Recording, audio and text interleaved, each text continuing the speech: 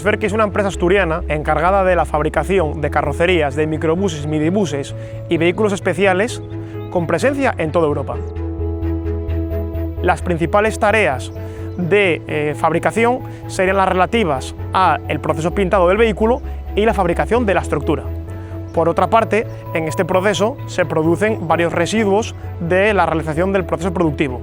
Por lo tanto, nuestro compromiso con el cambio climático es la reducción de todos ellos y también contribuir a la reducción de la huella de carbono calculada en el año 2024.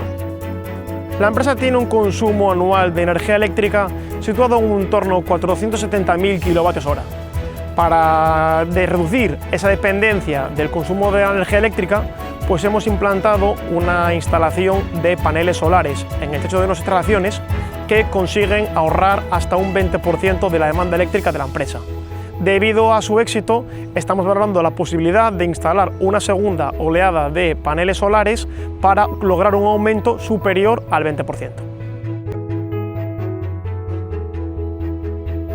Como ejemplo de compromiso con la acción climática, hemos desarrollado junto con un proveedor este nuevo vehículo que es el primer midibus de la historia de carrocerías Sferki.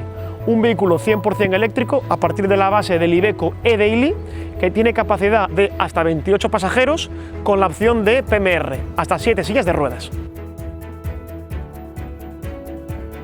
El transporte colectivo juega un papel fundamental en la acción climática, porque permite trasladar a un número elevado de personas con un consumo energético y unas emisiones por pasajero claramente inferiores a las del vehículo privado individual. En nuestra opinión, el autobús, el microbús y el midibús son una parte esencial de la solución, especialmente servicios urbanos, metropolitanos y de cercanía. No solo porque reducen emisiones, sino también porque ayudan a disminuir la congestión, el ruido y la presión sobre el espacio público.